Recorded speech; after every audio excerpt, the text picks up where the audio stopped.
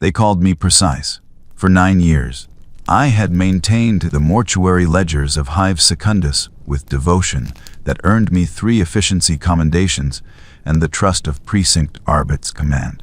Everybody that passed through Mortuary Bay 7 crossed my data slate before reaching the reclamation furnaces. I logged cause of death, verified identity against census records, ensured proper rites were observed according to station, and suspected taint. My work mattered. The Emperor's justice required accounting, and I provided it with hands that never trembled and faith that never wavered. My name is Kalen Orivast, 3rd-class mortuary clerk, and I want you to understand something before I tell you what I discovered. I was not a victim who became complicit. I was complicit long before I understood what that meant. The work was sacred. That is what I believed.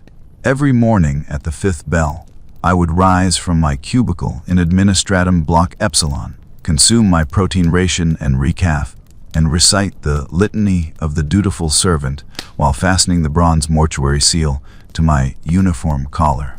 The seal was cold against my throat, a reminder that I walked among death but served life. I would descend 17 levels to Mortuary Bay 7, where the air hung thick with counterseptic and the underlying sweetness of decay that no filter could fully eliminate. The temperature was maintained at 8 degrees, cold enough to slow decomposition, cold enough that my breath misted when I spoke the morning prayer to the God Emperor, asking that he guide my pen and sharpen my eyes to see the truth in all things. The bay was a cathedral of steel and stone, vaulted ceilings disappearing into shadows where the lumen strips could not reach. 60 examination slabs stretched in neat rows, each with its drainage channels and specimen collection ports. The servitors moved between them with clicking efficiency, their augmetic limbs wearing as they prepared bodies for my inspection. I would take my station at the central podium, activate my data slate, and begin the day's work. Body by body, name by name, cause by cause. Gang violence in the lower levels, industrial accidents in the manufactorums, sickness from the recycled water, execution by Arbit's judgment. Each death had its place in the Emperor's plan, and my duty was to ensure that place was properly recorded. I took pride in my accuracy. Where other clerks might grow careless with repetition, I maintained focus. I verified identity through 3 methods: visual inspection where possible, genetic sampling when tissue remained viable, and cross-reference with census databanks. I checked cause of death against injury patterns, consulted with the Precinct Medicae when findings seemed inconsistent, ensured execution paperwork matched the condemned. In 9 years, I had never filed an inaccurate report, never allowed a body to pass to the furnaces without proper documentation. The dead deserved that dignity, that final accounting. They had lived under the Emperor's light, however briefly, and their deaths would be witnessed and recorded. The routine was a comfort, the sameness of it. Each day like the one before, each body another thread in the great tapestry of imperial justice. I found meaning in the work, purpose in the precision. When I logged a gang enforcer killed in a precinct raid, I was documenting the triumph of law over chaos. When I recorded an assembly worker crushed in machinery, I was honoring their sacrifice to the Imperium's industrial might. When I processed an executed heretic, I was celebrating the purification of humanity's soul. The numbers accumulated in my ledgers like prayers, each one a small affirmation that the system functioned, that order prevailed, that the Emperor's will was being done. I had a colleague, Marin Valdez, who worked the adjacent bay. He was older, his face lined with decades of service, his hands steady from years of handling the dead. We would take our midday ration together in the clerk's alcove, a small space carved from stone where the temperature rose to almost comfortable and the smell of bodies faded to manageable. He never spoke of doubt. He never questioned the work. He would tell me stories of his youth, of the Hive Spire festivals he attended before his assignment to the mortuary service, of the faith that sustained him through the hardest days. He said the work was holy because it brought order to the chaos of death, because it proved that every soul mattered enough to be counted. I believed him. I believed everything then. The first irregularity appeared on a morning in mid-winter, when the exterior temperature dropped low enough that frost formed on the bay's entrance seals. The body came from Arbit's Precinct 17, logged as execution for sedition. Male, approximately 30 standard years, well nourished. No signs of mutation or disease. The execution method was listed as standard, single bolt round to the cranium. But when I examined the body, I found the wound was wrong. The entry point was the back of the skull, not the front. Executions were conducted face forward, kneeling before the Emperor's justice, receiving the bolt as they stared at the Imperial Aquila. I had processed 463 executions in my service, and every single one showed frontal entry. I checked the paperwork again. Execution warrant signed by Arbit's Captain Juno Krell. Charges dissemination of seditious materials. Evidence log attached, listing confiscated pamphlets calling for labor reforms in Sector 19 manufacturums. The warrant was dated 3 days prior, standard procedure, allowing time for final confession and prayer. Everything appeared correct except for that single detail. That entry wound in the back of the skull that suggested the condemned had not been kneeling, had not been facing the Aquila, had perhaps been running or turned away when the bolt took him. I told myself there were explanations. Perhaps the condemned had resisted, had turned at the last moment, forcing the executioner to fire from a different angle. Perhaps the records of execution procedure I had memorized were not absolute law, but general practice, subject to variation based on circumstance. Perhaps I was being excessively meticulous, finding problems where none existed. I logged the body with a notation, cause of death confirmed as execution, with minor procedural irregularity noted for quality assurance review. I marked it for standard processing and moved to the next slab, but the image stayed with me. The wound, the angle, the wrongness of it. That night, lying in my cubicle, as the hive's ventilation system hummed through the walls, I found myself reconstructing the scene in my mind. A man kneeling before an Arbite's executioner, the bolt pistol raised, the trigger pulled, and somehow the round entering the back of the skull instead of the front. The physics did not align. The procedure did not allow for it.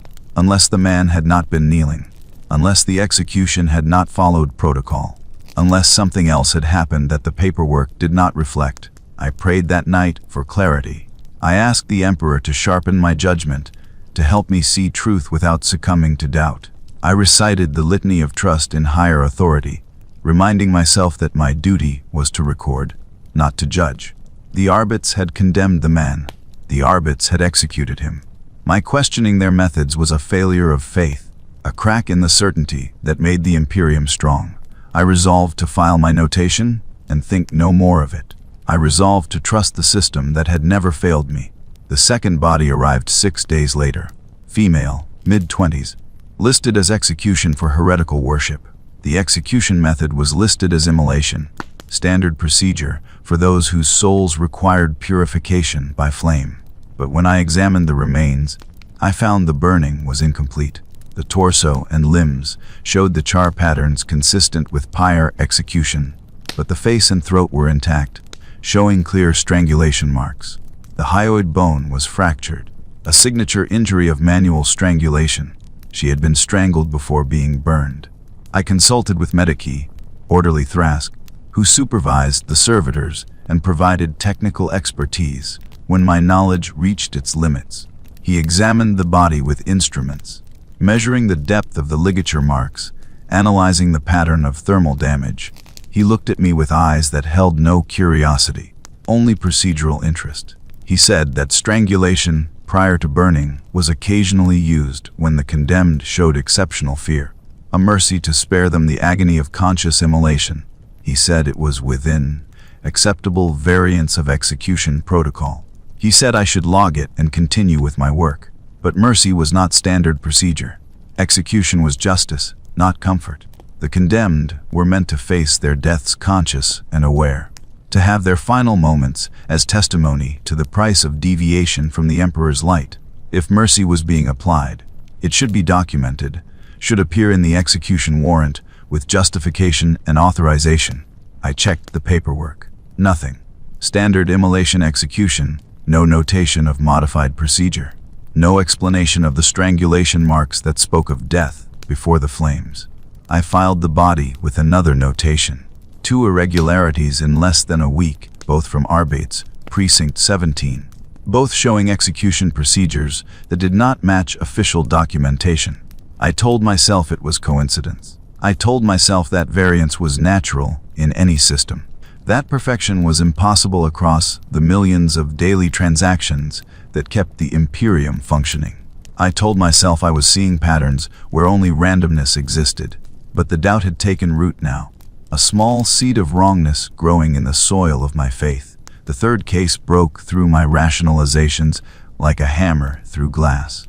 The body was a child, male, 7 standard years according to genetic markers, small and malnourished with bones that showed chronic calcium deficiency. Listed as execution for genetic taint, but the genetic sampling I performed showed no deviation from human baseline.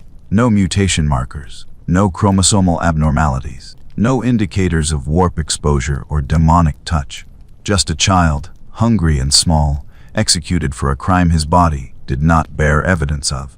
I ran the genetic test 3 times. The servitors processed the samples with mechanical precision, comparing the child's genetic sequence against the library of acceptable human variation maintained by the Adeptus Biologus.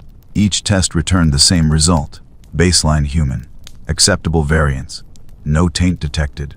I checked the execution warrant, searching for explanation. The charge was listed as Category Epsilon Genetic Deviation, evidence file attached. I opened the evidence file. It was blank, not redacted, not sealed under inquisitorial authority, simply blank, as though no one had bothered to fill in the justification field before sending a child to die. I sat at my podium for a long time, staring at the data slate screen, watching the cursor blink in the empty evidence field. Around me, the servitors continued their work, moving bodies from slabs to processing trolleys with clicking efficiency. The bay was cold. My hands were cold. Something inside me was cold in a way that had nothing to do with temperature. A child had been executed for a crime he did not commit, and the system had generated paperwork that looked correct from the outside, but was hollow at its core. A shell of procedure with no substance of justice inside. I wanted to report the discrepancy. I wanted to bring it to my supervisor, to demand investigation, to insist that error had occurred and must be corrected, but report what exactly? That a child had been executed. Executions occurred daily. That the genetic test showed no taint.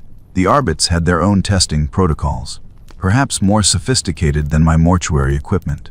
That the evidence field was blank. Perhaps the evidence was sealed elsewhere. Perhaps my clearance did not extend to viewing it. Perhaps a dozen explanations existed that my limited perspective could not encompass. I was a mortuary clerk, not an interrogator or judge. My function was to verify the body, match the paperwork, and ensure proper disposal. Nothing more. I filed the child with a notation. Genetic testing inconsistent with stated cause. Evidence documentation incomplete. Recommended for quality assurance review. I marked it priority flagged and moved to the next body, and the next, and the next, working through the day's intake with mechanical focus, while part of my mind kept returning to that small form on the slab, that empty evidence field, that wrongness that would not resolve itself into acceptable patterns. That evening I did something I had never done before. I accessed the precinct's historical records through my mortuary clerk credentials and began reviewing execution documentation from the previous year. I told myself I was being thorough, ensuring my own work met standards, checking for patterns that might indicate systemic documentation issues requiring correction. But truthfully, I was searching for reassurance. I wanted to find that blank evidence fields and procedural irregularities were common, were known issues, were being addressed through proper channels. I wanted my 3 cases to dissolve into the background, noise of acceptable imperfection. Instead, I found the pattern. I found 47 executions from Precinct 17 over the past 8 months. I cross-referenced them against my genetic sampling database and execution procedure logs. 19 showed inconsistencies. 19 cases where the evidence did not support the charge, where the procedure did not match the protocol, where something was wrong in ways that whispered rather than shouted. A man executed for mutation whose body showed baseline human. A woman burned for heretical worship whose possessions, when I traced them through inventory, included only standard devotional texts. 3 adolescents executed together for gang activity whose injuries showed they had died hours before the listed execution time. Cause of death appearing to be malnutrition and exposure rather than bolt rounds. 19 of 47, more than a third. Not occasional errors, but systematic pattern. Not corruption of justice, but something else, something I did not yet have words for. I sat in the records alcove, surrounded by stacks of data, slates, and the humming of old cogitators, and felt the foundations of my understanding shift beneath me. The system was not making mistakes. The system was doing something intentionally that resembled justice, but was not justice. That used the language and forms of law, but served some other purpose I could not yet see. I should have stopped there. I should have filed a proper report through official channels and returned to my simple faith in procedure. But I had crossed some invisible threshold. The questions had momentum now, pulling me forward into territories I had never imagined exploring. I began investigating during my off hours, using my mortuary credentials to access adjacent systems. Arbit's incident reports, precinct deployment logs, sector population census data, manufacturer and production records. I was not trained in investigation, had no template for what I was searching for, but I followed the thread of wrongness wherever it led. The pattern expanded. Precinct 17's execution rate had increased 73% over the previous year, but sector crime statistics showed a 40% decrease in reported incidents.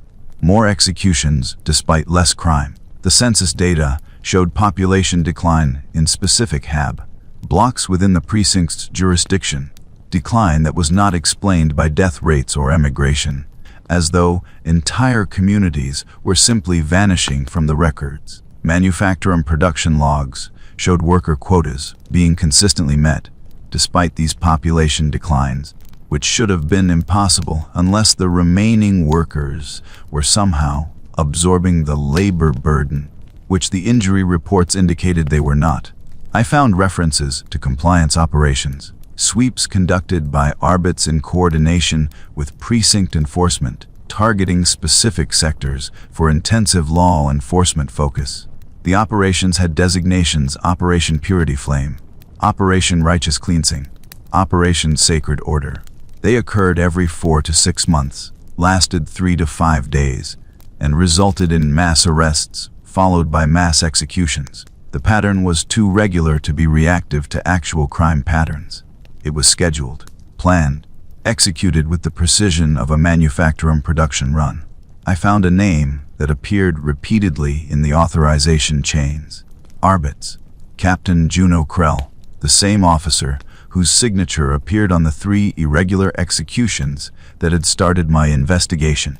Her name was on 19 of the 47 suspicious cases. It was on 70% of all executions processed through Precinct 17. It was on the operational orders for the compliance sweeps. She was not a lone corrupt officer, but the architect of something larger, something that had authorization reaching far beyond her rank. I made an appointment to speak with Marin. I needed to tell someone, needed to share the weight of what I had discovered, needed another pair of eyes to confirm. I was not imagining patterns where none existed. We met in the clerk's alcove during the midday break. I showed him the data, slates, walked him through the genetic inconsistencies, the blank evidence fields, the execution rates that contradicted crime statistics. I watched his face as he reviewed the information, watched the way his expression remained carefully neutral, watched the way his hand stayed steady as he scrolled through documents that should have provoked shock or concern. When I finished, he looked at me with tired eyes and spoke words that I will never forget. He said that I was being too meticulous. He said that mortuary clerks were not judges or investigators, that our function was documentation, not evaluation. He said that the arbits had their own evidence standards and we should trust their judgment rather than substitute our own limited understanding. He said that questioning authority was the first step toward sedition. That doubt was a poison that spread if allowed to take root. That faith required accepting things we could not fully understand. He said all of this in a tone that was gentle, almost paternal, as though explaining basic doctrine to a confused child. Then he said something that made my blood turn cold. He said that he had noticed irregularities himself over the years, that every mortuary clerk who maintained focus long enough would eventually see them, that this was natural, was expected, was part of the testing that separated faithful servants from those whose faith was shallow. He said that I had a choice to make. I could trust the system, file my reports with appropriate notations, and continue my sacred work with the confidence that higher authorities understood things I could not. Or I could allow doubt to consume me, could let my limited perspective override the judgment of those who saw the larger picture, could become paralyzed by questions that had no answers I was authorized to know. He told me he had made his choice 30 years ago, when he was young and meticulous like me, when he had found his own irregularities and faced his own crisis of faith. He had chosen trust. He had chosen to believe that the Emperor's plan was too vast for his small understanding, that apparent injustices were pieces of a puzzle he could not see the full shape of. He had chosen to serve faithfully and let others carry the burden of the larger questions. That choice had brought him peace. That choice had allowed him to continue the sacred work without being destroyed by it. I asked him what happened to clerks who made the other choice. His face went very still. He said he did not know. He said they were transferred to other duties, or perhaps they requested reassignment, or perhaps they simply left the service. He said he had never asked what became of them, had never followed up, had never looked at personnel records to trace their fates. He said this with a certainty that told me he was lying, that he knew exactly what happened, but had made peace with not speaking it aloud. Then he squeezed my hand, his grip surprisingly strong for his age, and told me to make my choice carefully, because some doors, once opened, could not be closed again. I did not sleep that night. I lay in my cubicle, listening to the hive's ventilation hum and the distant sound of manufacturum shifts changing, and felt the full weight of my position. I could return to simple faith, could file my notations and trust that higher authorities would address the irregularities through proper channels, could find peace in procedure and certainty in routine. Or I could continue investigating, could pull at the threads until the whole tapestry unraveled, could pursue truth, even if that truth destroyed everything I believed about the system I served. The choice should have been obvious. Doubt was weakness. Questioning was the beginning of heresy. The litany of trust in higher authority was clear. The Emperor's servants at every level worked in harmony toward humanity's survival, each performing their function without needing to understand the functions of others, each trusting that the greater machine worked even when individual cogs could not see the turning of distant gears. My function was to document the dead, not to judge the arbits, not to second-guess compliance operations, not to substitute my 9 years of mortuary experience for the ancient wisdom of the Imperium's law enforcement apparatus. But I thought of the child, 7 years old, bones showing hunger, genetic tests showing baseline human purity, evidence field blank, body sent to the furnaces with all the proper authorizations. What was the child's function? What gear had he turned in the vast machine? What purpose did his death serve, except to satisfy some quota, some operational requirement that had nothing to do with his actual guilt or innocence? The system had generated paperwork that looked like justice but was not justice. And if that could happen once, if 19 of 47 cases showed the same hollow procedure, then what was I documenting? What was I serving? What had I been complicit in for 9 years while believing it was sacred work? I made my choice. I continued investigating. I accessed deeper records, used credentials that were technically within my clearance, but were rarely utilized by mortuary clerks, traced the authorization chains backward through the administrative hierarchy until I found the source. I found a document, a directive, a policy framework with the bureaucratic designation Compliance Protocol Theta 7, subsection 19, paragraph 4b. It had been issued 6 years prior by the Sector Administratum in coordination with the Arbit's High Command and received endorsement from an Inquisitor whose name was partially redacted.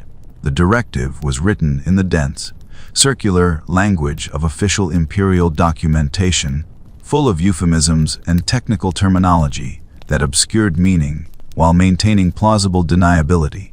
But when I parsed through it, when I translated the bureaucratic code into plain language, the content was clear.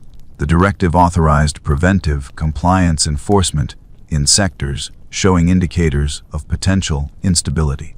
It defined instability not as actual crime or heresy, but as statistical markers, population density above optimal thresholds, economic productivity below quarterly targets, instances of labor organization or petition for grievance redress. Any pattern that suggested populations might be developing independent thought or collective identity. The directive specified that compliance operations should be conducted with regularity to maintain optimal fear equilibrium. Too little enforcement and populations grew comfortable, grew independent, grew willing to question authority. Too much and they grew desperate, grew unpredictable, grew willing to embrace chaos. The optimal equilibrium was achieved through calculated violence applied at regular intervals, targeting both genuinely criminal elements and randomly selected baseline population samples. The randomness was critical. It created an environment where no one could be certain of safety through good behavior, where terror was democratic rather than selective, where every citizen understood viscerally that the arbits could come for anyone at any time regardless of actual guilt. The executions I had been documenting were not failures of justice. They were the intended function of a system designed to rule through terror. The blank evidence fields were not oversights, but features, demonstrating that evidence was irrelevant to the execution decision. The genetic tests showing purity were not contradictions, but proof that guilt was not the criteria. The child had not been executed for genetic taint. He had been executed to remind his sector that children could be executed, that innocence provided no protection, that compliance was the only safety, and even that was conditional. I sat in the records alcove, reading and reading the directive, feeling something fundamental break inside me. This was not corruption. This was not a few bad officers exploiting their authority for personal gain. This was policy, authorized at the highest levels, implemented systematically across the sector. The Imperium I had believed in, the system of perfect justice that I had served with pride and devotion, was deliberately executing innocence as a mechanism of control, and I had been documenting it, providing the official record that made it look lawful, creating the paperwork trail that transformed murder into procedure. For 9 years, I had processed bodies, had logged causes of death, had verified identities, and filed reports with meticulous precision. I had believed I was honoring the dead, ensuring they were witnessed and counted and remembered. But I had been doing something else entirely. I had been sanitizing atrocity. I had been the clerk who made genocide look like justice, who transformed state terror into acceptable statistics, who provided the bureaucratic legitimacy that allowed the system to continue without external oversight. Every commendation I had received was for skill in manufacturing the illusion of lawfulness. Every moment of pride in my accuracy was pride in how effectively I had hidden the truth. I thought about Marin, about his 30 years of service, about the choice he had made to trust the system, rather than confront what it was. I thought about how many other clerks had made the same choice, how many functionaries at every level of the administratum had found their own inconsistencies, their own blank evidence fields, their own dead children, and had decided that faith required looking away. We were not isolated cases. We were the foundation the system was built on, the thousands of complicit clerks and scribes and auditors who saw the truth and chose to bury it, who maintained the fiction of justice because the alternative was unbearable. I needed to understand the full scope. I accessed prosecution records going back 5 years, cross-referenced them against my execution logs, mapped the pattern across Precinct 17's jurisdiction. I found 8047 executions. I analyzed them using the genetic sampling data I had access to, the injury patterns, the consistency between stated cause and physical evidence. I found that 391 showed clear inconsistencies, 46%. Nearly half of all executions were of individuals whose deaths served administrative convenience rather than actual justice. That was not an error rate. That was policy being implemented with ruthless efficiency. I mapped the executions geographically. They clustered around specific HAB blocks, the same blocks that showed population decline in census records. I compared the timing to manufacturer production logs and found the pattern. The executions occurred immediately after any quarter, where productivity dipped below target. They targeted the HAB blocks that supplied workers to the underperforming manufacturers. The message was clear: meet your quotas or die. Not die for actual crime, just die.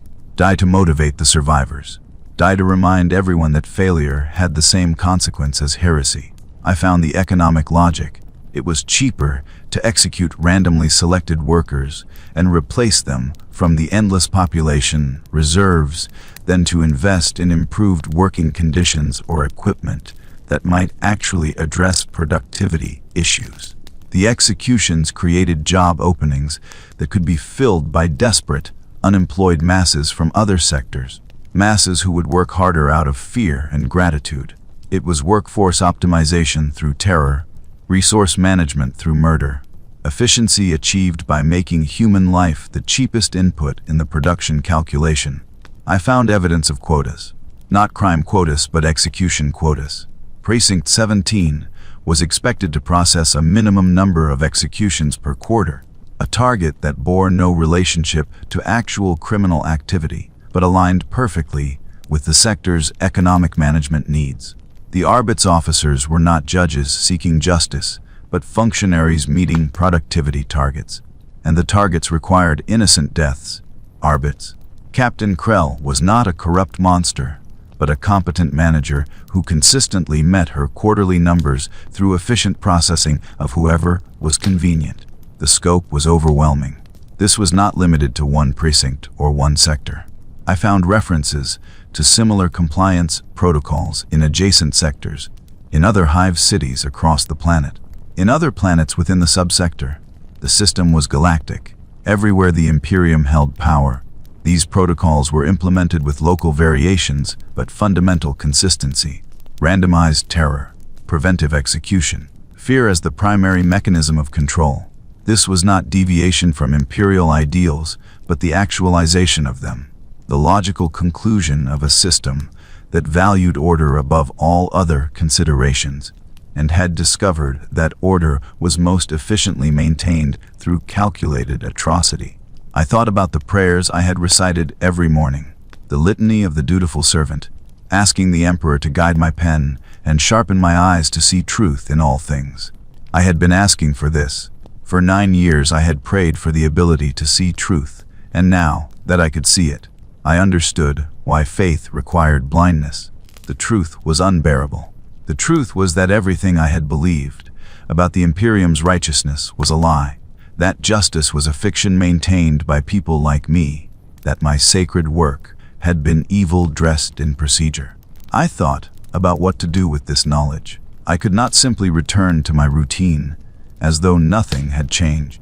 I could not log another body and call it sacred work. I could not file another execution and trust that higher authorities were operating from wisdom I did not possess. I knew now. I understood. And understanding had destroyed the faith that made service possible. I considered reporting my findings through official channels, filing a formal complaint with the Arbit's Internal Affairs Division, requesting an investigation by the Administratum's Quality Assurance Department, appealing to the Planetary Governor's Office for review of Compliance Protocol Theta 7. But even as I formulated these plans, I recognized their futility. The system I would be reporting to was the system that had created the protocols. Internal affairs would find my evidence inconvenient and classify me as the problem to be solved. Quality assurance would note my concerns and file them in whatever archive existed for concerns that would never be addressed. The governor's office would thank me for my diligence and ensure I never filed another report. I thought about going to the Inquisition. Surely they would care about miscarriages of justice, about innocent deaths, about the corruption of imperial law. But the directive I had found included inquisitorial endorsement. The Inquisition knew. The Inquisition had approved. The Inquisition was part of the machine, not an external oversight mechanism, but an active component of the terror apparatus. They did not hunt criminals. They managed the acceptable level of atrocity, ensured it stayed within parameters that maintained order without triggering full rebellion. I realized I was trapped. There was no appeal possible within the system because the system was functioning as designed. My discoveries were not revelations to those in authority, but confirmation of what they already knew and had consciously implemented. I was not exposing corruption, but understanding policy. And the policy was that people like me, when we understood too much, became problems that required solutions. I thought about running, disappearing into the hive's vast undercity, where the Arbite's presence was light, and the administratum's records did not reach. But I was a mortuary clerk, not a criminal. I had no skills for survival outside the system, no contacts in the underworld, no experience navigating life beyond the structured routine that had defined me for 9 years. I would be caught within days and processed through the same machinery I had been documenting, would become a body on a slab with blank evidence fields and irregular procedures, would be logged by some other meticulous clerk who might or might not notice the inconsistencies. I thought about suicide, stepping off one of the upper hive platforms into the long fall to the underworks. At least it would be my choice, my agency, my refusal to continue participating in the machine. But even that felt like defeat, like allowing the system to erase me without forcing it to acknowledge what it was doing. If I died by my own hand, there would be no record of my resistance, no documentation of my refusal, no possibility that someone else might find my investigation and understand what I had understood. So I made a different choice. I documented everything. I compiled every piece of evidence I had found, every inconsistency, every blank field, every data point that demonstrated the systematic nature of the terror. I created a comprehensive report that was not a complaint to authority, but a testimony for whoever might someday read it. I encrypted it using codes that Marin had taught me years ago, codes that were obsolete enough not to trigger automated monitoring, but robust enough to preserve the data. I embedded copies in archives across the hive's data network, hidden in routine backups and maintenance logs where they might survive even if I did not. Then I returned to work.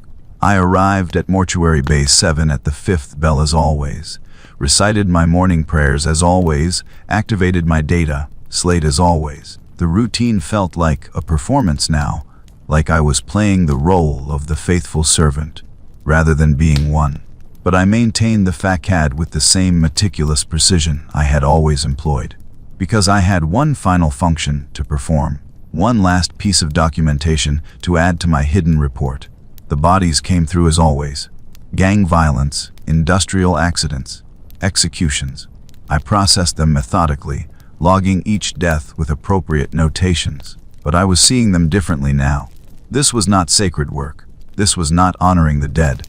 This was sanitizing murder, transforming atrocity into acceptable statistics, creating the paper trail that allowed the system to continue without external accountability. Each entry I logged was a participation in evil, each verification a collaboration with killers, each notation a tacit endorsement of the system's terror. 3 days into my final week of service, Arbit's Captain Juno Krell came to Mortuary Bay 7. I had never met her in person despite her name, appearing on so many of the warrants I processed. She was smaller than I had imagined, compact and efficient, looking in her carapace armor, her face showing the weathered lines of someone who had spent decades making difficult decisions. She asked to speak with me privately. We went to the clerk's alcove, where the smell of death faded and the temperature rose just enough to make breathing easier.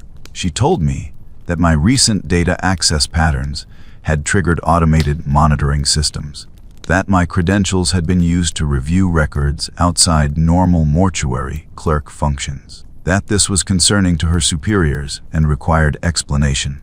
She said this calmly, without threat, in the tone of someone conducting a routine inquiry rather than investigating potential sedition. But her eyes were sharp, watching my response with the assessment of someone trained to detect lies and evasion. I made a choice in that moment. I could deny, could fabricate explanations for my access patterns, could retreat back into the safety of procedure and obedience. Or I could confront her with what I had discovered, could force her to acknowledge the truth, could make her speak aloud the things that were usually hidden behind bureaucratic euphemism.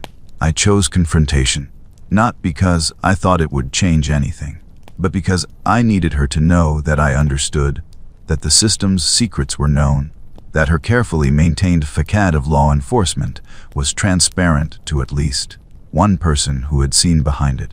I told her about the irregularities, the execution with rear skull entry, the strangulation before immolation, the child with baseline human genetics executed for genetic taint.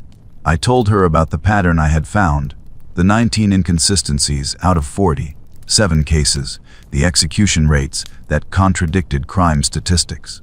I told her about Compliance Protocol Theta 7, about preventive enforcement and fear equilibrium, and randomized terror as policy. I told her everything I had discovered, laying it out with the same meticulous precision I used in my mortuary documentation. She listened without interruption, her expression never changing from professional attention.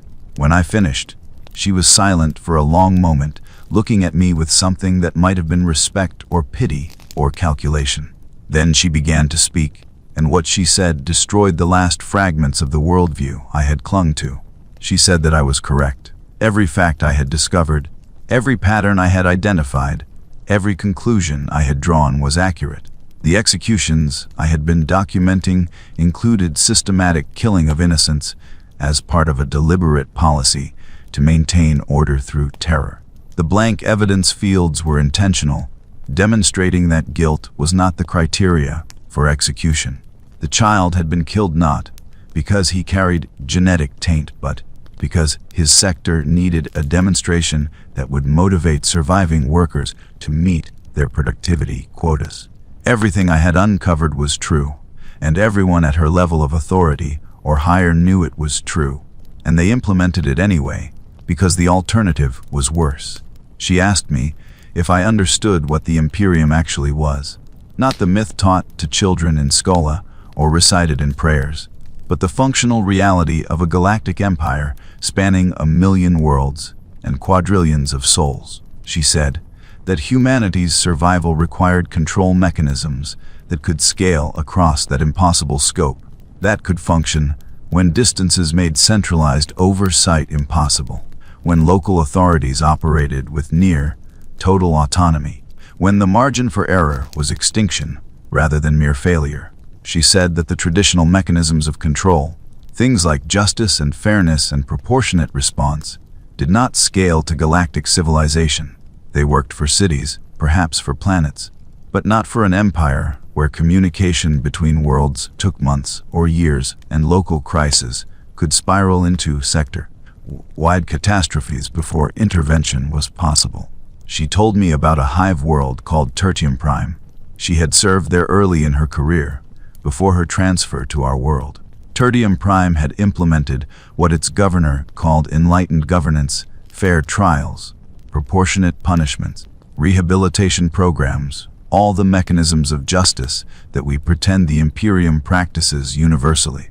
The population was content, productive, loyal. Crime rates were genuinely low, rather than manufactured through random executions.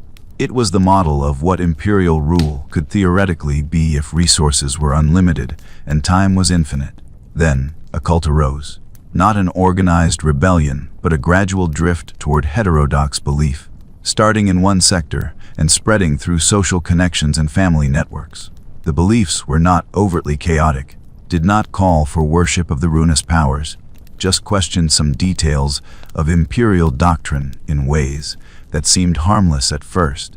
The authorities responded with the enlightened approach: investigation, measured enforcement, targeted arrests of actual cult leaders, while leaving the general population untouched. They believed that justice and fairness would demonstrate the superiority of imperial rule and win back the wayward populations through example. The cult grew. The gentle response was interpreted as weakness, as evidence that the Imperium's authority was conditional and negotiable. What began as questioning doctrine evolved into questioning the Imperium's right to rule, which evolved into organizing resistance to imperial law, which evolved into open rebellion when the authorities finally attempted serious enforcement and discovered they had waited too long, that the cult had spread too far, that the social networks binding communities together had become networks of resistance. The rebellion consumed half the planet before being suppressed. 17 billion dead in the fighting. 43 billion dead when orbital bombardment sterilized the infected sectors. The planet was rendered uninhabitable for 3,000 years, all because enlightened governance had prioritized individual justice over collective security. Krell told me that every Arbit's officer studies Tertium Prime in training, that it is the cautionary tale that shapes their understanding of their function. She said that justice is a luxury that small, stable societies can afford, that the Imperium cannot afford it because the Imperium is not small or stable, is always teetering on the edge of total collapse, is held together by mechanisms that look like cruelty from the inside, but are attempts at species survival from the outside. She said that the question is not whether innocent people die, but whether humanity survives, and survival requires control mechanisms that work at galactic scale, even when they are unjust at individual scale. She spoke about Space Marines. She said that I had been investigating the wrong terror, that Arbit's executions were retail horror, small scale and personal, meant to control individual populations through localized fear. But Space Marines were wholesale horror, strategic terror deployed at planetary or sector scale when retail approaches failed. She said that their function was not to fight humanity's enemies, but to demonstrate to humanity what absolute power looked like, to provide object lessons in the futility of resistance that would prevent resistance from forming in the first place. She told me about a compliance action she had witnessed on a mining world called Shafty X. The population had organized a labor union, were demanding improved working conditions and reduced quotas. Not heresy, not rebellion, just workers asking to be treated slightly less harshly. The local Arbits attempted standard enforcement, targeting union organizers for arrest and execution.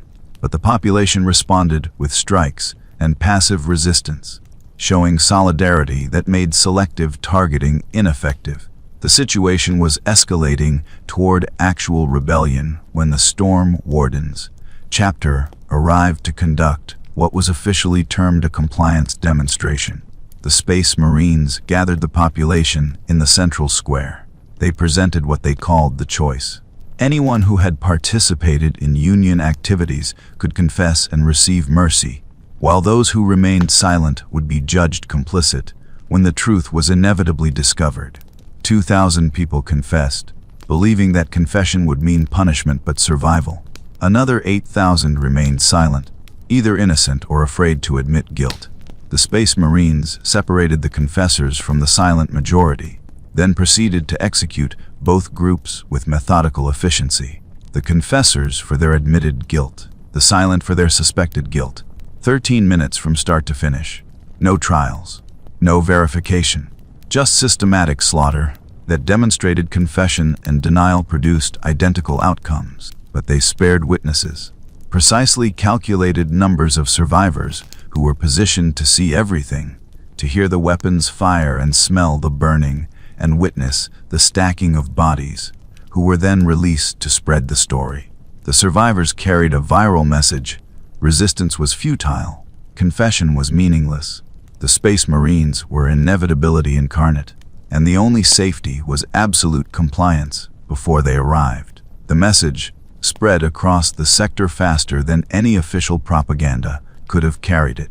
17 worlds that had been showing signs of labor organization immediately ceased all such activities.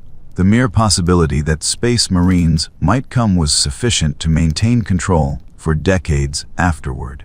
Krell said that was the true function of the Adeptus Astartes, not to be deployed constantly, but to be deployed rarely and absolutely, to conduct demonstrations that would achieve strategic deterrence through tactical atrocity.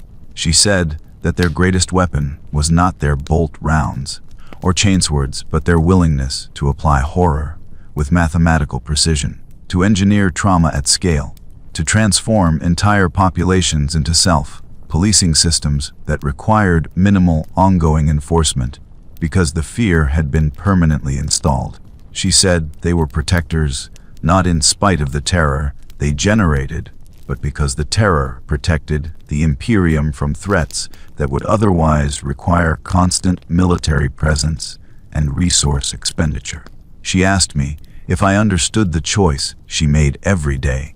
She said that she signed execution warrants for people she knew were innocent, that she implemented quotas that bore no relationship to actual crime, that she participated in a system of terror that violated everything she had believed about justice when she first joined the Arbits. She said she had spent 40 years questioning whether this was necessary, whether the Tertium Prime model was truly unworkable, whether humanity could survive through better mechanisms than systematic cruelty.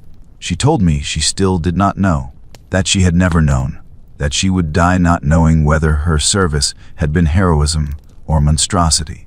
But she had decided that uncertainty required action, rather than paralysis, that if she was wrong about the necessity of terror, at least she was wrong, while trying to preserve humanity, and inaction in the face of extinction was also a choice with consequences she was unwilling to accept. She said someone had to be willing to bear the burden of systematic evil in service of species survival, and better it be someone who questioned it constantly than someone who never doubted at all. Her hands were shaking slightly as she spoke. Her eyes were tired in a way that had nothing to do with physical exhaustion.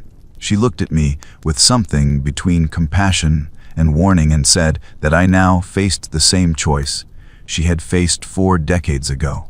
I could accept that the system was functioning as designed, that my horror at its mechanisms was natural but irrelevant to its necessity, that my function was to continue documenting with the understanding that I was participating in evil that might be necessary evil, or I could refuse to participate further, could maintain my conscience at the cost of my life, could die pure rather than live complicit. She said that if I chose compliance, I would be promoted. My meticulous nature and investigative skills would be valuable in higher administrative functions where knowledge of the system's true operations was required. I would be brought fully inside, given access to the deeper archives, taught the full scope of the mechanisms that maintained Imperial control.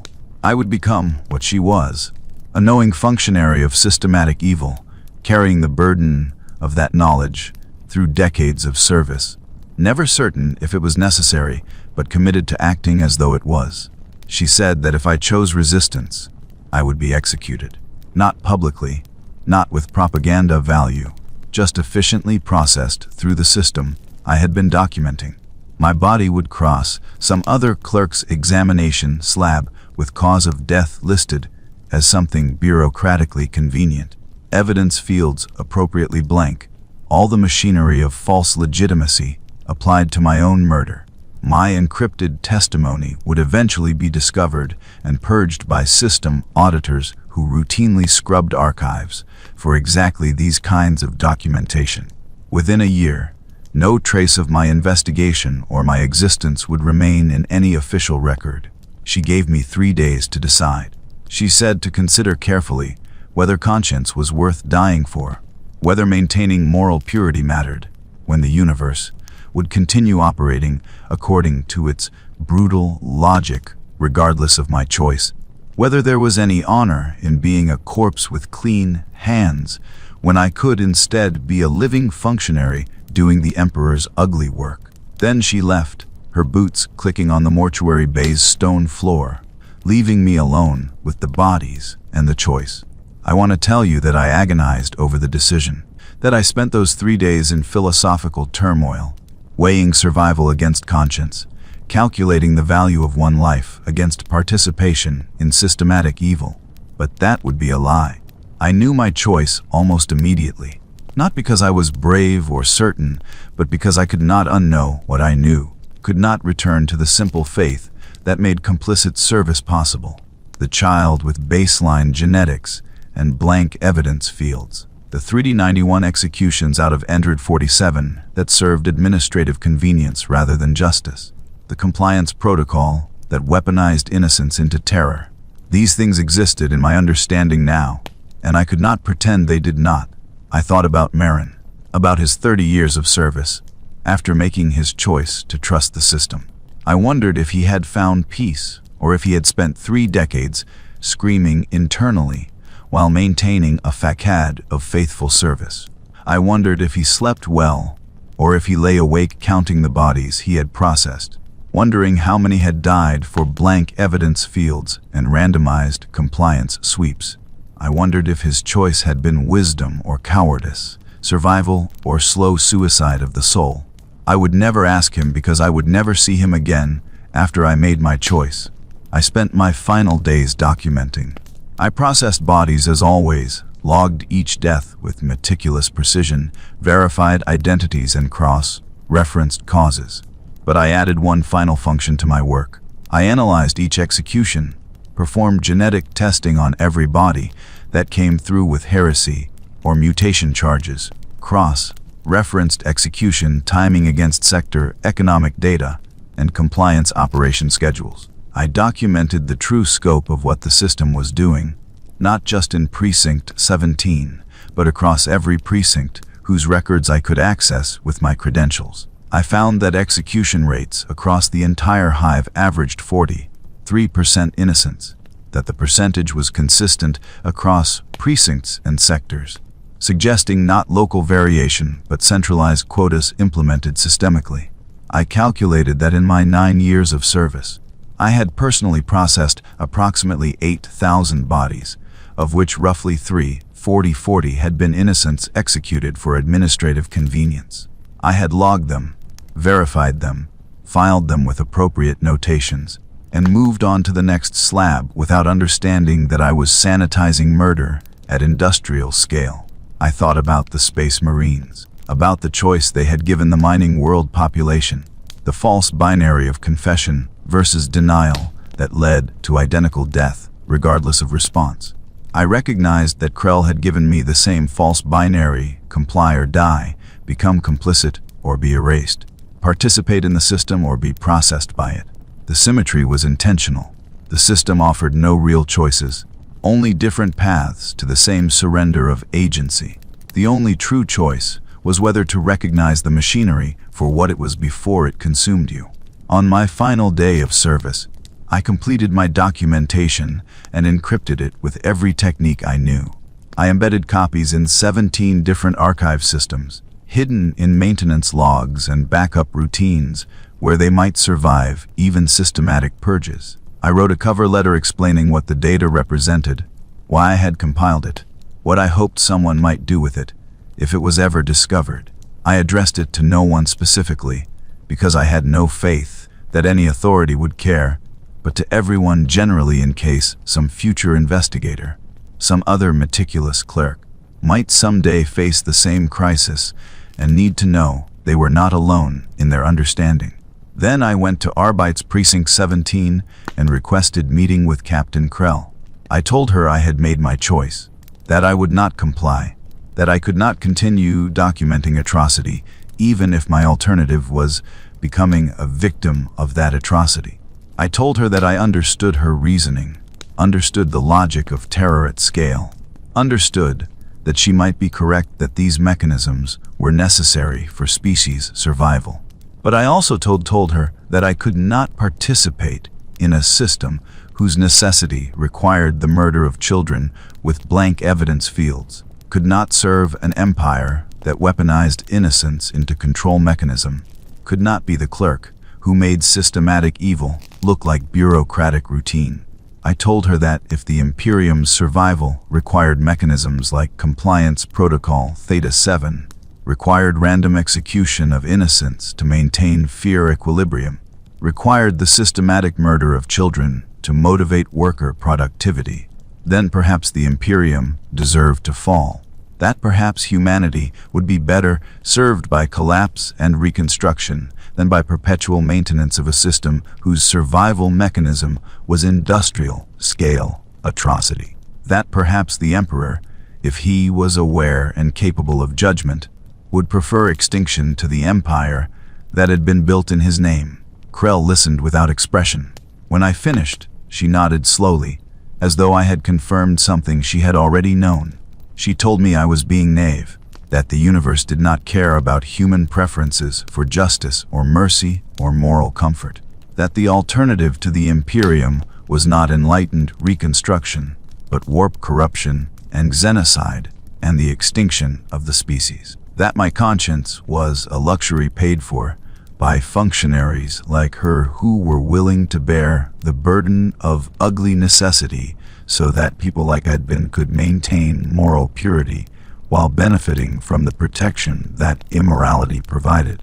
She told me that my choice would change nothing, that my death would be processed efficiently, my investigation would be purged from the archives, my replacement would be trained and operational within weeks, that the system would continue functioning exactly as it had before my brief moment of clarity, would continue executing innocents and documenting them as justified, would continue maintaining the Imperium through mechanisms that I found intolerable but that scaled to galactic civilization in ways that justice never could.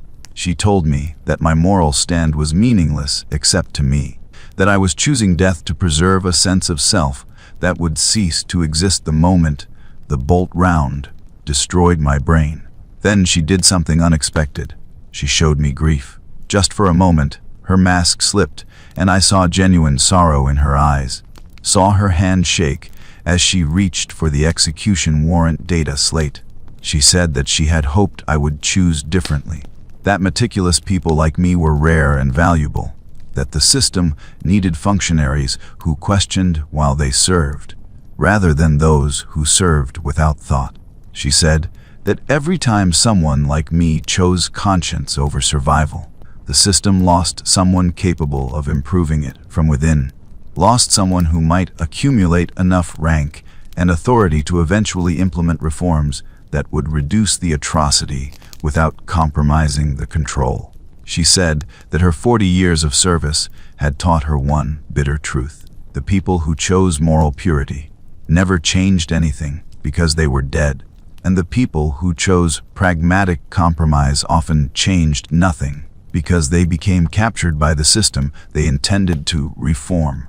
But occasionally, rarely, someone like her survived long enough and maintained enough of their conscience that they could bend the machinery slightly toward mercy, could shave percentage points off the execution quotas, could save thousands of lives across decades of gradual policy adjustments. She had hoped I might be that rare exception, but I had chosen purity over pragmatism, and so another potential reformer would be lost. I told her that I respected her rationalization, but could not accept it. That becoming part of the system, in hopes of eventual reform, was how the system perpetuated itself, how it converted idealists into functionaries, how it maintained the illusion that improvement was possible while ensuring nothing fundamental ever changed. That her 40 years of incremental adjustments had still resulted in 43% innocent execution rates, had still produced 391 dead of 847 in Precinct 17, had still generated the blank evidence fields and murdered children that had destroyed my faith. Whatever improvements she had managed were swallowed by the system's fundamental evil. and I would not spend decades becoming what she was in hopes of marginally reducing an atrocity that should not exist at all. She signed my execution warrant without reading it. Her hand was steady now, the mask restored, the moment of vulnerability ended. She scheduled my execution for the following morning at the 9th bell. Standard procedure, allowing time for final prayers and confession. She told me I would be logged as death from natural causes. No propaganda value in advertising that mortuary clerks sometimes questioned their function. She told me my body would cross Marin's examination slab rather than my own, a small mercy that would spare me from being processed by my replacement. She told me to use my final hours as I wished, that I would be granted dignity in death, even if I had rejected the system that granted it. I spent my final evening in my cubicle, listening to the hive's familiar sounds and thinking about the things I had learned. I thought about the child with baseline genetics, about the mining world that confessed and died anyway, about Tertium Prime that chose enlightenment and burned for it. I thought about Krell signing warrants, with shaking hands and Marin maintaining faith through 30 years of processed atrocity. I thought about the Space Marines who were called Protectors because their terror protected the Imperium from itself, who were angels of death because death was the mechanism that kept humanity from fragmenting into extinction. I thought about what I had accomplished, the investigation that revealed systematic evil already known to everyone with clearance to act on it, the documentation that would be purged by system auditors, the choice that would change nothing except that I would die as myself rather than live as a functionary of machinery I could not accept. From the outside, my resistance was meaningless. I would be replaced. The system would continue. The bodies would accumulate in Mortuary Bay. Seven and some other meticulous clerk would log them with the same faith I had once possessed, would face the same crisis I had faced, would make their own choice between complicity and conscience. But from the inside, from the small space of my own understanding, the choice mattered. I had seen the system's true nature and refused to participate further. I had documented what it was doing and hidden that documentation where it might someday be found. I had told Krell that I understood her logic, but rejected her conclusion, that I would not be the clerk who made genocide look like procedure, even if the alternative was becoming a statistic in someone else's ledger. These things were small. These things were insignificant in the vast scope of Imperial operations, but they were mine. They were the assertion that one person, briefly, had understood and refused. That was not victory. That was barely resistance. But it was something. I prayed that night for the first time with genuine faith, not faith in the Imperium or its systems, but faith that somewhere in the vast mechanism of galactic control, other people were making similar choices. Other clerks were discovering inconsistencies and refusing to ignore them. Other functionaries were recognizing the system's evil and choosing conscience over survival. Other investigators were documenting atrocity and hiding their findings in obscure archives. Each of us insignificant, each of us doomed. But collectively, perhaps, we were the resistance that existed within the machinery itself, the antibodies that the system generated and destroyed, but could never fully eliminate because the system's own transparency to its aware functionaries guaranteed that each generation would produce new questioners. I prayed that my documentation would survive the purge, that some future clerk would find it and know they were not alone in their horror, that the accumulated testimonies of destroyed investigators would eventually reach critical mass and force confrontation with what the Imperium had become. I did not believe this prayer. I had no faith in eventual justice or inevitable reform, but I prayed it anyway, because prayer was all that remained, the last function of a functionary who had rejected their function. The morning came. The 9th bell rang across the hive as it had rung every day of my service. I dressed in my mortuary clerk's uniform one final time, fastened the bronze seal to my collar, recited the litany of the dutiful servant with bitter irony. The Arbites came for me at the prescribed time, their movements efficient and professional, No cruelty in their handling, because cruelty was not necessary. They escorted me to the execution chamber, a small room with drain channels in the floor and a bronze aquila on the wall, clean and functional and utterly mundane. Krell was there. She asked if I wanted final prayers or confession. I declined both. She asked if I had any last words for the record. I told her that the record was a lie, and I would not participate in it, even at the end. She nodded, unsurprised, and raised the bolt pistol with steady hands. I wondered if this was the same weapon that had executed the child with baseline genetics. If the same hands that had signed 391 innocent death warrants were now delivering the Emperor's justice to me. The symmetry felt appropriate. I had been complicit in this machinery for 9 years before understanding it. Now I would experience it from the victim's perspective, would become another body crossing Marin's slab with convenient cause of death and appropriately blank evidence fields. I closed my eyes. I thought about the documentation I had hidden, the testimony I had encrypted, the small defiance of one meticulous clerk who had seen too much and chosen conscience over survival. I thought about all the others who had made similar choices, whose names I would never know, whose testimonies were scattered across a million archives, like seeds waiting for soil that might never come. I thought about the space marines who were called protectors because they protected the Imperium through calculated atrocity, who were angels because angels were weapons of divine terror, who served the Emperor by making humanity fear itself more than it feared any external threat. The bolt round entered my skull at the 9th bell and 14 seconds. Frontal entry, standard procedure. Kneeling before the Aquila as protocol required.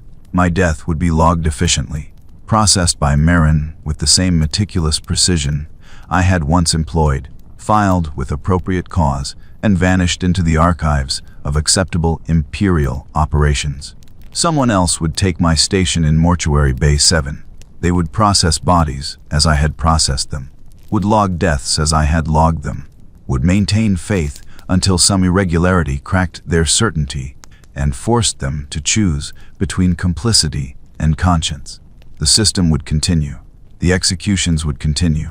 The terror that protected the Imperium would continue. But I am not gone, not completely. This testimony exists, hidden in 17 different archives, encrypted against routine purges, waiting for someone with my credentials and my doubt to discover it. If you are reading this, you are that someone. You have found the same inconsistencies I found, have followed the same investigation, have reached the same horrifying understanding that I reached, and now you face the same choice I faced. I cannot tell you what to choose. Krell was not entirely wrong when she said, "The universe does not care about our moral preferences. That survival at galactic scale requires mechanisms that look like atrocity from individual perspective. Perhaps the Imperium's terror is necessary. Perhaps random execution of innocents is the minimum evil required to prevent total collapse. Perhaps the Space Marines are protectors precisely because their calibrated horror prevents larger horrors from manifesting. I do not know. I died not knowing. You will face the choice not knowing. But I can tell you this.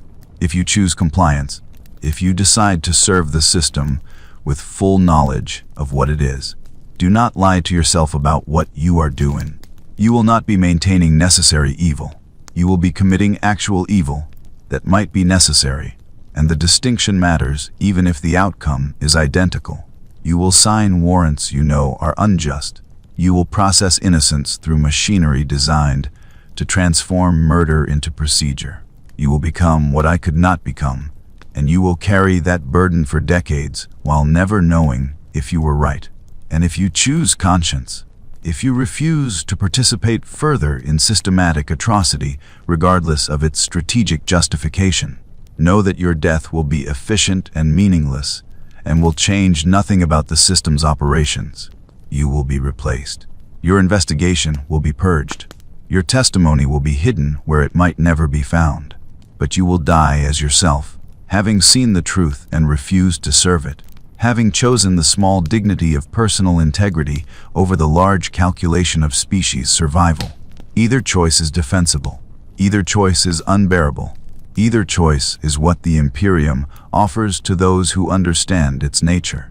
The system is designed to force this binary, to ensure that everyone who comprehends must either become complicit or be eliminated, must either serve the machinery or be processed by it. There is no third option. There is no reform from within that does not eventually transform reformers into functionaries. There is no resistance from outside that does not get crushed by the mechanisms it opposes. So make your choice. But make it with understanding. The Adeptus Astartes are not called protectors despite the terror they generate. They are called protectors because of the terror they generate, because that terror is weaponized into compliance, because that compliance prevents the larger rebellions and heresies and fragmentations that would doom humanity to extinction. They protect us not from external threats, but from ourselves, from our dangerous tendency toward independence and questioning, and the formations of bonds that might supersede loyalty to the Imperium. They are the enforcers of systematic terror, and systematic terror is the mechanism that has kept humanity alive for 10,000 years of constant crisis. Is it necessary? I do not know. Is it justifiable? I do not know. Is there an alternative? I do not know. I only know that I could not participate further once I understood what I was participating in. Could not log another child with blank evidence fields. Could not be the clerk who made genocide look like procedure. That is not moral superiority. That is not strategic wisdom. That is simply the limit of what I could bear while maintaining any sense of self. You will find your own limit. You will make your own choice. And whatever you choose, the Imperium will continue, vast and terrible, and perhaps necessary, grinding through innocent and guilty alike in its machinery of survival. The bodies will accumulate. The ledgers will be maintained. The terror will be calculated and applied with mathematical precision. And somewhere, hidden in obscure archives, testimonies like this one will wait for the next questioner to discover them and know they are not alone in their horror. My name was Kalen Orivast. I served as third-class mortuary clerk for 9 years. I believed in the system until I understood it. I refused to serve it once I understood what service meant. I died at the 9th bell on a morning in mid-winter with frontal bolt round entry and cause of death listed as something bureaucratically convenient. This testimony is all that remains of my resistance, all that remains of myself. The word protector is the most terrifying word in the Imperium. Not because it is false, but because it is true. They do protect us. They protect us by making us afraid of our own potential for independence.